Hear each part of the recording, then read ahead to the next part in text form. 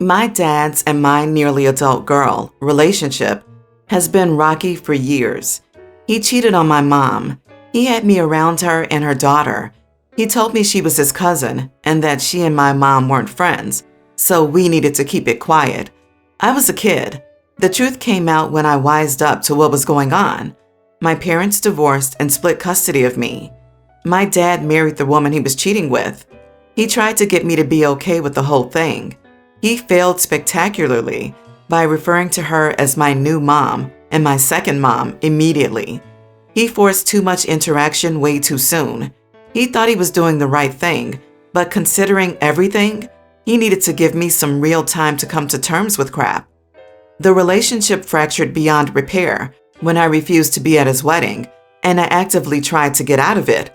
He was sad, mad, frustrated, and probably feeling some dislike for me at that point. But I will give him, he kept trying. It was still all wrong though. Later, he and his wife decided to move. We went from a 4-bedroom house to a 3-bedroom house where her daughter and I had to share a room because they wanted a dedicated guest room, and it was terrible. He told me I should love sharing with my sibling, and we fought because I said she wasn't my sibling. She was just his wife's daughter. Then he pushed us to bond more and really pressured me to comply. When the country had stay-at-home orders issued, I chose to stay with my mom and stay safe with her. He was upset. He tried to convince me to at least make the occasional weekend, but the idea of being cooped up in the house with them for an entire weekend was awful, so I always said no. Once the order was lifted, he put more pressure on me, and I complied. Until August, where we found out his stepdaughter is pregnant. Her mom went from yelling at her to saying it would be okay, and her baby had 2 loving grandparents and an aunt who would help take care of both of them. My dad told me I would need to help out more and be there more for his stepdaughter. At that point, I was done. I told him I was done and I was gone. He has not let it go in almost 5 months. He wants me to spend more time over there. He wants me to help him and his family out. He wants me to be involved. I told him I was not taking care of his wife's kid or the baby. I told him to look at it like they have more room now that I'm never there, and it'll be easier with the baby. He said I won't come back after, as my temper tantrum shows how childish I am. The last time we talked, I blocked him after. He told me at the very least, I should be willing to help out and be an aunt. Am I the idiot for what I said to him? Edit. I would be sharing a room with her and a baby if I agreed to this. Imagine, 2 nearly adult girls and a newborn in one room, and newborns cry. Am I expected to get up with them too? Change diapers and feed them? Oh, probably too. Not the idiot. Your dad has only ever cared about himself, and that includes his expectations that you be an aunt, which really means be the free babysitter and take care of stepsister's responsibilities that she's going to shirk. He isn't capable of caring about you in the way you deserve, so move on with your life without him. My dad told me I would need to help out more and be there more for his stepdaughter. His stepdaughter's poor decisions are in no way OP's responsibility, and this just makes me angrier. These people have a terribly skewed view of family expectations, and OP needs to just be done with them entirely for her own well-being. Not the idiot. He blew it multiple times. If he was trying to spend time with you to rebuild your relationship, doing things with just the 2 of you for an afternoon or something, I'd have some sympathy. But it sounds like his concern is more what you can do for them. Set boundaries. Try to remain cordial if you can. He really told you all you needed to know when he decided guests needed a dedicated bedroom more than you do. Sorry, hun. Sometimes parents suck. Not the idiot. Why on earth would you want to be a part of this gong show? You never liked the stepsister or her mother. Now they expect you to move in? Do you finally get your own room in this ridiculous scheme? Take care of the baby and the house? Make no mistake, they want a housekeeper/nanny. They're just calling it an aunt. Tell him that you're sure he doesn't want someone so childish as you around his grandchild. My first name, Waverly, is the street my mom grew up on. My middle name is where I was conceived. My last name is a noun. It feels like a Mad Lib. I've never felt any intense way towards my name, other than wishing I had a girlier name when I was a kid. Still, I've always felt a little frustrated that my mom named me as one of those security question scams on Facebook. My siblings all were named a bit more normally. Anyways, my sister is pregnant and didn't want a baby shower, so we had a nice dinner for her 3 days ago instead. We got onto the topic of names, and my family starts giving their input, and I tell her, you could always take mom's approach and just do a Mad Lib. My sister laughs, and my mom throws herself on the table and bursts into tears. She starts wailing about how she didn't know I hated my name so much, how awful she is as a parent, how I should just change my name and be done with her. My siblings and I console her, or try to, and after like 20 minutes with no success, my sister tells me I should leave so I don't upset her anymore. My boyfriend, together 3 years, is fuming the whole way home, saying I knew that would upset her, and I put him in an awkward spot. He's been frustrated with me since. My sister always says I did it on purpose to upset her. We've always had a rocky relationship, and that I ruined her dinner because I was jealous of her having a baby. I'm not. My other siblings have stayed mostly out of it, but told me to apologize to our mom, which I did. I called her and told her how sorry I was, and that I really did like my name. Then she starts saying that I don't need to lie to spare an old woman's feelings, and that she should be apologizing to me for saddling me with such a burden. I tried some more, but she just kept wallowing. Ever since, she's been making 3 to 4 Facebook posts per day about how she's a bad mom and grateful that her children still love her despite all her failures. My family has started reaching out, trying to be sure everything is okay. I didn't mean to say it maliciously. I genuinely harbor no ill will towards my mother. However, I feel like everything is spiraled out of control, and I feel like this is some weird revenge thing she's trying to do. But was I actually mean enough to deserve the revenge? Was I really that out of line? Am I the idiot for saying my mom named me like a Mad Libs? Not the idiot. You made a joke, and your mom was a drama queen about it. She's made this all about her and is reaping a whole lot of sympathy for it. It's bizarre for everyone to just jump to her defense like that. Does she do this sort of thing a lot? She pulls the I'm a bad parent card a lot. For example, when I was a teen, I wanted to go to a punk concert, and we had a huge fight about whether or not I should be allowed to go. When I wasn't allowed to go, I got angry, and she starts going on. I'm sorry I'm such a horrible parent. I'm sorry I won't let my daughter be hurt miles from home. I'm sorry I don't want my baby to be taken away. Call CPS. I'm winning Worst Mother of the Year over here. She was genuinely distraught, but she was not sincere in feeling. Boyfriend is a giant idiot too. So why does he feel awkward, resulting in him being mad enough to be described as fuming? Sister's comment crossed the line, but she's pregnant, so her general mindset may be off at the moment. She also laughed at OP's innocent joke when it was made. Regardless, OP, not the idiot. Not the idiot. And your mother sounds like the one who was jealous about your sister's baby and all the attention she's getting, not you. You made an innocent joke. Unless you regularly harp on this and have been bitterly complaining to all your siblings for years, your mother's reaction and theirs seems a bit disproportional. Your boyfriend also sounds a bit self-absorbed, making it about himself. However, so many people having issues with it makes me wonder whether you've been like a dog with a bone on this subject, and even your boyfriend is tired of it. My fiance, 30 male, and I, 28 female, are getting married next month. Everything is going great, but we've been having a serious argument about having his grandmother at our wedding.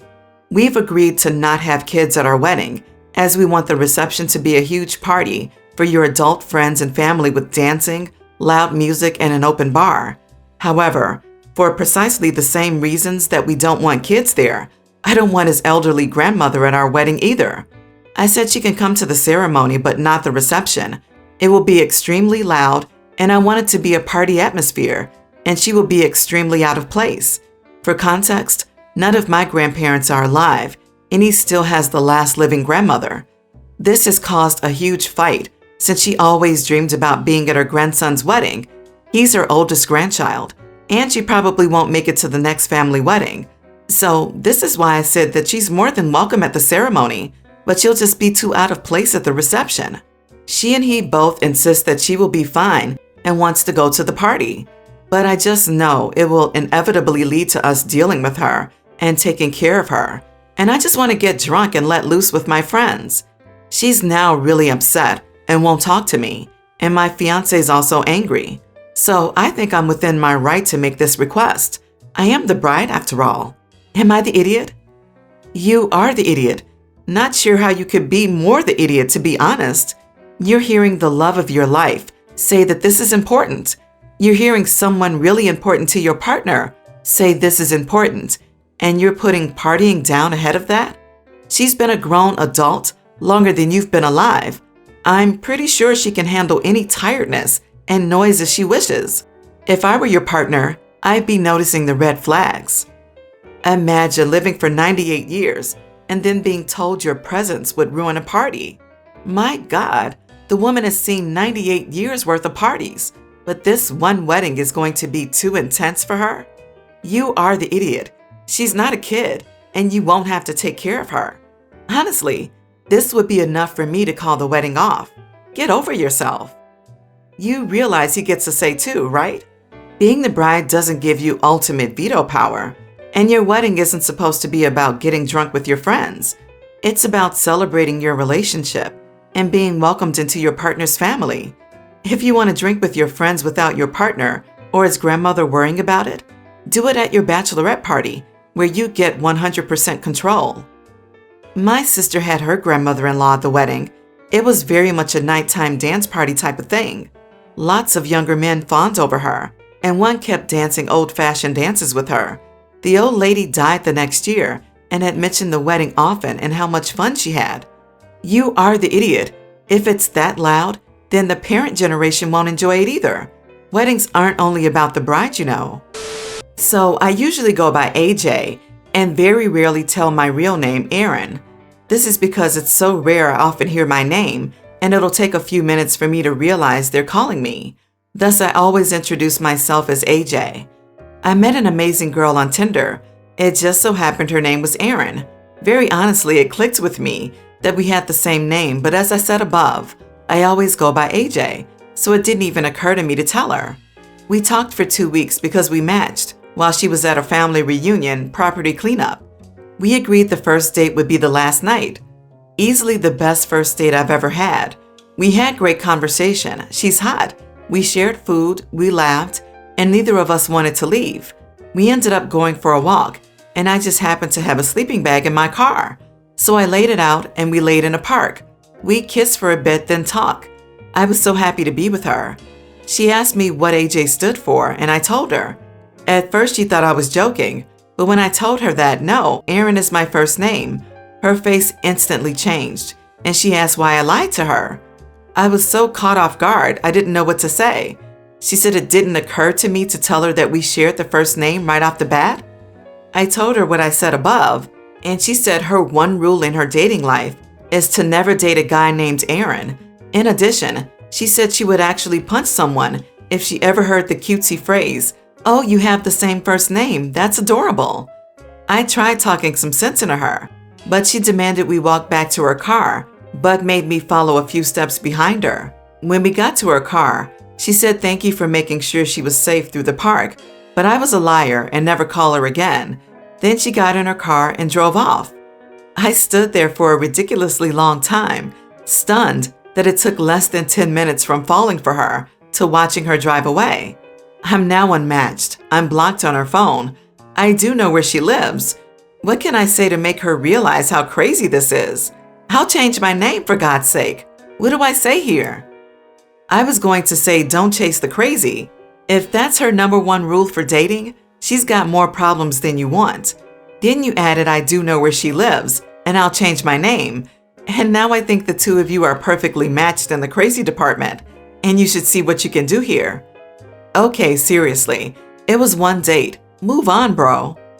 I actually forgot. Americans say Aaron, similarly to Aaron. It took me a while to work out what was happening in this story. And that's hilarious, but clearly she's either got very specific preferences or is using that as an excuse for other reasons why she just doesn't like you. So don't bother chasing her.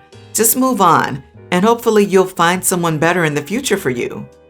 Jesus, dude, I was on your side until you started talking about turning up at her house after making it clear she's not interested. Do not do that. It is not romantic or sweet. It is scary. This girl has blocked you. This is not an oh tee-hee, I'm going to play hard to get moment. Do you know what I would do if I told a guy I didn't want to see him, blocked him, and then he turned up at my house? I'd call the police. That's some stalker crap. Some people just don't like things and have set ideas. That's their preference, and there's nothing wrong with that. She obviously doesn't like you enough to possibly change her feelings about it. So move on. But the reality is, that's how she feels and you need to respect it. She definitely dodged a bullet with your, I should go to her house unprompted like a total creep because I think I can change her mind, despite only going on one date and talking for 2 weeks. Chill out and move on. Edit. She called me. I'm on literal cloud 9. No, I didn't go to her house, and I took everyone's advice and just resolved to get over it. But at like 11 p.m., she called me and said she was sorry for reacting so badly. We just talked for like 4 hours and it seems everything is back to normal. She's gonna come over and make dinner tomorrow. I'm so excited and seriously thinking I'm in love with her. I'm temporarily working somewhere else. It is 20 pounds to get an Uber home. I use the app often enough that I get regular discounts up to 30%. My boyfriend offered to pick me up from work after I told him the price of Uber sometimes. He got us home. It was a 30-minute ride, about 20 miles. Afterward, he asked me to pay him. I said, fine. I don't mind paying petrol cost. He said I'd have to give him 20 pounds because he went out of his way to get to me, and I would have given it to the Uber driver anyway.